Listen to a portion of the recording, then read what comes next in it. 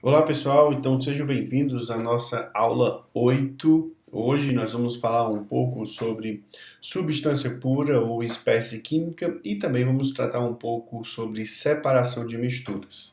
Então, a primeira coisa que precisamos fazer é definir o que seria a substância pura. Então, substância pura ou simplesmente substância ou ainda mesmo espécie química é um material único, ou seja, ele é isento de outros materiais e que apresentam constantes físicas bem definidas. Então, quando nós estamos falando de uma substância pura, nós estamos falando de uma substância que só existe ela, não existe outros materiais. Por exemplo, a água, né? A água pura, a água destilada, que inclusive falamos na aula anterior. Ela é uma substância pura, né? Por quê? Porque ela é isenta de outros materiais, não existe outras substâncias nela. E as constantes físicas de uma substância pura, elas são bem definidas, são fixas, né? E isso ajuda nós a identificarmos as substâncias. Então, por exemplo, no caso da água, é um líquido incolor, o ponto de fusão da água pura sempre será 0 graus Celsius, o ponto de ebulição ao nível do mar, né, é 100 graus Celsius, isso não muda. A densidade é 1 grama por centímetro cúbico ou 1 grama por ml, a densidade da água. Isso, claro, a uma temperatura de 4 graus Celsius ao nível do mar.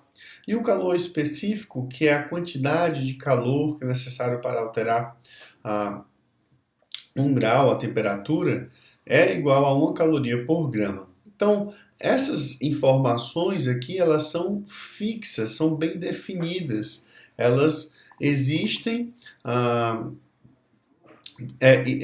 para a substância água e ela somente a água tem o ponto de fusão igual a 0, somente a água tem o ponto de ebulição igual a 100 nas circunstâncias descritas aí aqui no nosso slide. Tá? Então, outra substância, por exemplo, o cloreto de sódio, né, que é um dos componentes principais do sal de cozinha, o sal comum. Geralmente é um sólido branco, né?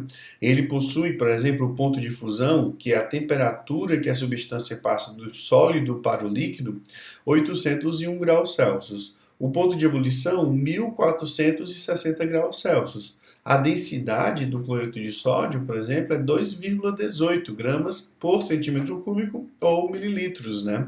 Lembra que a densidade, como nós vimos na última aula, ela é calculada em gramas por centímetro cúbico ou por mililitro, tá certo? E a solubilidade, né? O que é a solubilidade? É a capacidade daquela substância se dissolver em uma outra substância, certo?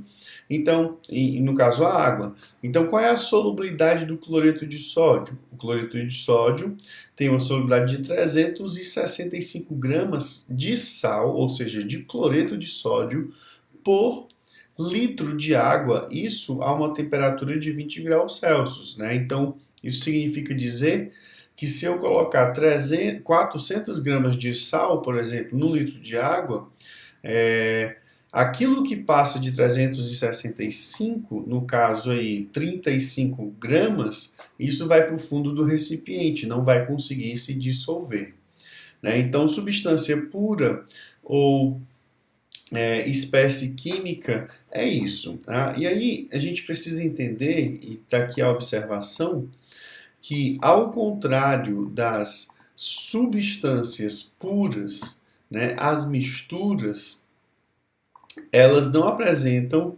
constantes físicas definidas. Então, o que é uma mistura?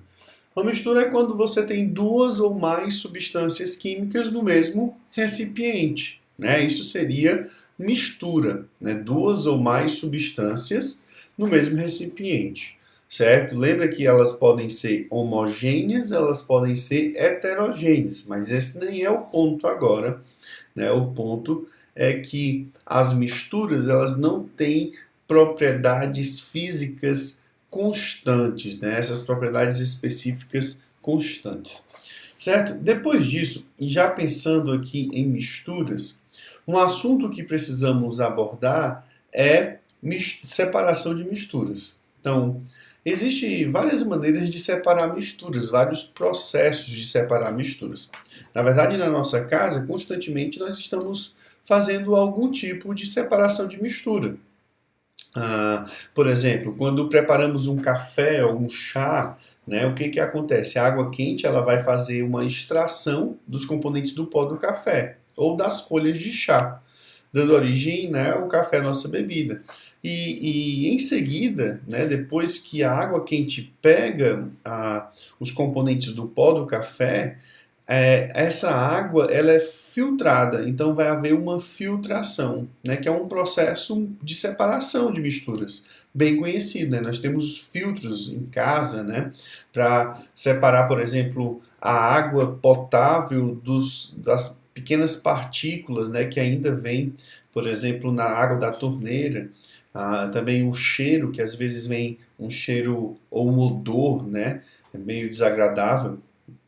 São processos de separação de misturas. Um outro exemplo aqui, nesse desenho aqui, uma senhora fazendo um processo chamado de ventilação, certo? É quando você lança para cima a mistura de um arroz e palha, né, de arroz, e a lavadora deixa que a corrente de ar arraste a palha, né, e ela vai fazendo aí uma ventilação, né, e aí vai ficando só a palha de arroz. Então isso aqui parece ser uma peneira, né, mas não seria uma peneira, é um recipiente ali que ela usa para tirar as palhas de arroz, certo? Então esse é um outro método de separação de mistura que nós usamos e utilizamos no nosso dia a dia.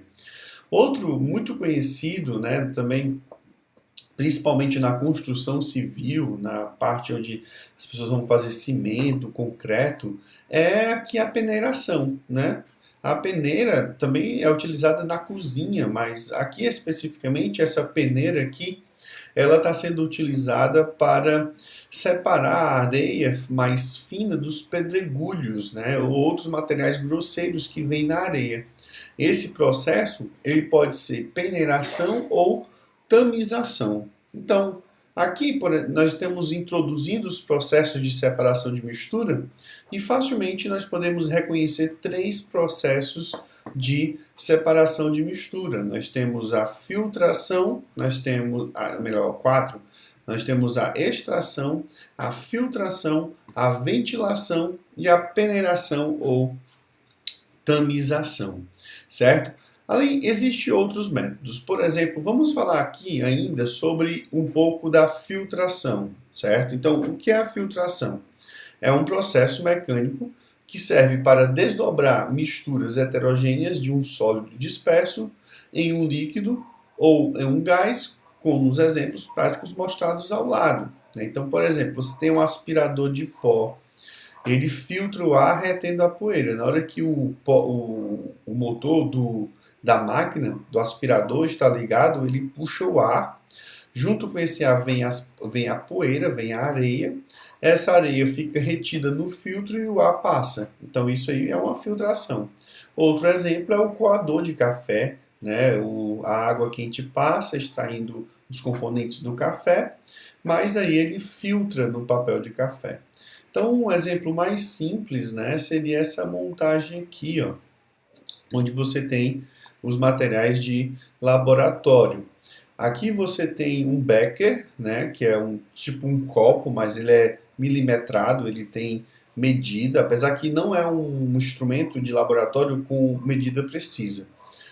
Aí você tem um bastão de vidro, que é esse aqui, né, esse aqui é um suporte, né, nós vamos ver isso quando voltarmos às aulas presenciais, nós vamos fazer essas atividades de separação de mistura. Nós temos um funil, né, com um papel dentro, aqui tem um papel de filtro, certo? E aí você tem uma mistura de um sólido e um líquido. E aí você vai escorrendo aqui esse líquido para ser filtrado nesse papel. E aí o sólido vai ficar separado aqui no papel de filtro e o líquido separar, o líquido que estava nesse recipiente vai passar para o becker. Então isso aí é um processo simples de filtração comum. Só que às vezes esse processo ele pode ser um pouco lento. Por isso, agora existe uma filtração a vácuo, ou melhor dizendo, uma filtração a pressão reduzida. Como é que vai funcionar? Você primeiro precisa de um funil de Buchner, que é de porcelana, certo? Ele tem um fundo aqui do funil, ele é perfurado, e você coloca um papel de filtro bem aqui nessa posição, né?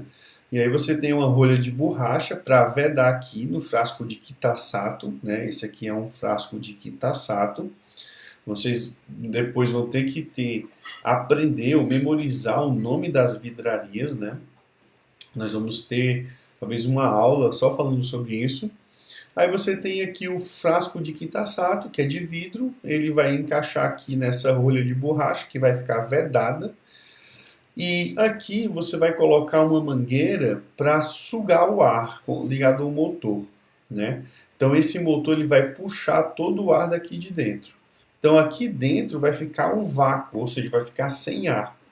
Na hora que eu colocar o líquido aqui, ou colocar a solução, a mistura aqui, o líquido vai ser puxado rapidamente para baixo, certo? Por causa da presença do vácuo aqui, ou da pressão reduzida.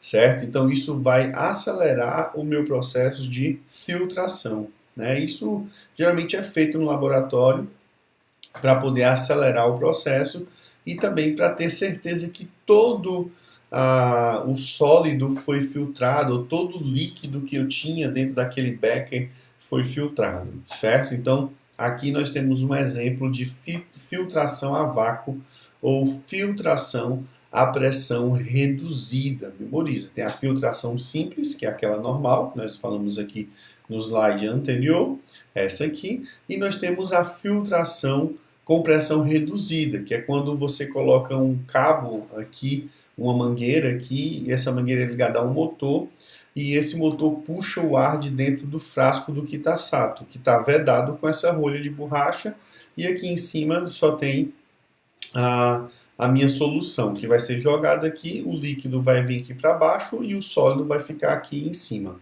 Então esse aí é um exemplo de filtração.